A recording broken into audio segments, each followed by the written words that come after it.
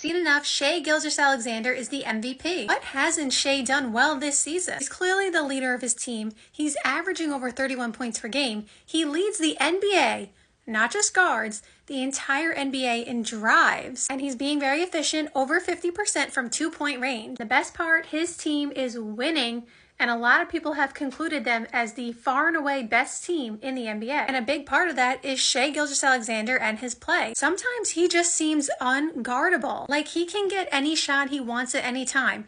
You think you have him like stopped, but he'll find a way. And he makes it look so easy and effortless, which is why people love to watch him play. The greatest players in the NBA make it look so easy, despite the fact that it is incredibly difficult. And he is very fun to watch, which is also very important for the NBA. Shai Gilgeous-Alexander might be their next face of the NBA. We all kind of feel like they've had trouble finding somebody else to replace LeBron and Steph Curry, who have been the face of the NBA for over a decade. It seemed like it may have been Zion, but he couldn't stay healthy. It could have been Ja Morant, but then Ja Morant got in some trouble. Anthony Edwards looked like he had a shot at it, but now it looks like it's trending a little bit downwards for Anthony Edwards. Like with all the fines he's been getting, recently in the last month, it just kind of seems like they're trending away from him. But Shai Gilgeous-Alexander is on the rise because his play shows it. His team is winning. He has that box office aura about him. He also doesn't get in trouble. He seems to be all about winning and team effort and team culture and being a good leader. We know all their post-game, conferences.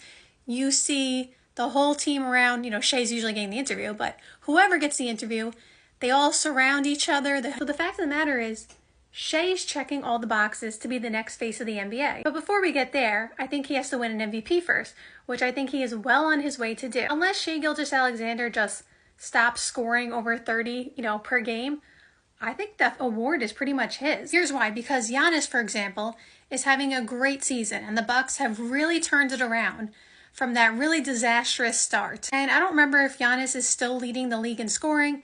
It might be Shai now. Like, they're very close to each other. And so Giannis could technically have better stats than Shai. Like, he could end up scoring maybe 33 points per game. And obviously Giannis is going to get more rebounds than Shai. So maybe he'll average like 10 rebounds per game. I don't know what he's averaging right now. But Shai's impact on winning and the fact that his team is clear-cut the #1 team in the West, and a lot of people, again, declare them the best team in the NBA, East or West, and also the fact that the West is looked at as the tougher division.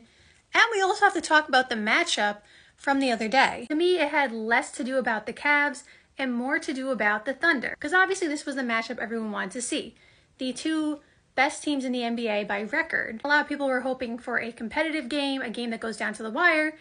And the Oklahoma City Thunder blew them out. Like, we're talking a 30, 40-point blowout. And while I agree that a regular season game doesn't determine your playoff success necessarily, but there are things that we can take away from those kind of games. But what I took away from that game was nothing to do with the Cavs. I think the Cavs may have just, had an off night. Like, sometimes that just happens. I don't see that as, oh my God, the Cavs lost to the Oklahoma City Thunder by, 30 points. That means they're not going to make the playoffs, or that means they can't, go to the NBA Finals. I don't see it as that. What I see is the Oklahoma City Thunder took the Cavs, who are the #1 team by record, and basically said, watch this. And so to me, it showed that the Oklahoma City Thunder are prepared to make the next step in the playoffs. To me, it showed me that they seem to be in the right place at the right time, and they are still very young, and it's really tough when you really haven't had much playoff experience. But somebody's got to break through, and it could easily be them because they are playing that well. Again, that's what I took away from this win for them. Not that the Cavs can't do anything, because that just would be a silly statement. It's more that the Oklahoma City Thunder are taking every game as if it's a playoff game and preparing themselves for the playoffs. And they are building really, really good habits. And this is something that ends up hurting other teams that is going to help the OKC Thunder in the playoffs. There is a sentiment that has gone around in recent years about, and it's probably been before this too, but that you can just turn it on in the playoffs, right? If you have poor habits in the regular season, that you could just turn it on in the playoffs because you've been there, done that. And I do think that has some validity to it. Like, I think teams like, LeBron, when he was with the Cavs and he was going to the finals every year, or the Warriors with KD and they were going to the finals every year, right?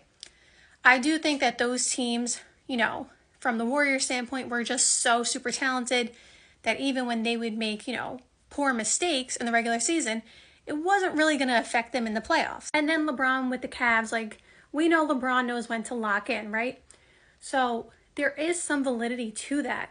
But I do think, generally speaking, especially a team that is young, like the OKC Thunder, you have to build good habits in the regular season because those things will translate in the playoffs.